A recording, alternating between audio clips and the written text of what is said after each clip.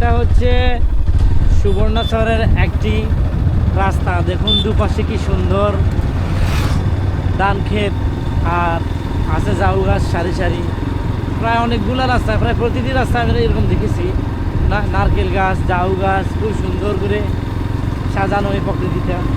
গ্রামের সৌন্দর্যটা ঠিক এই জায়গায়।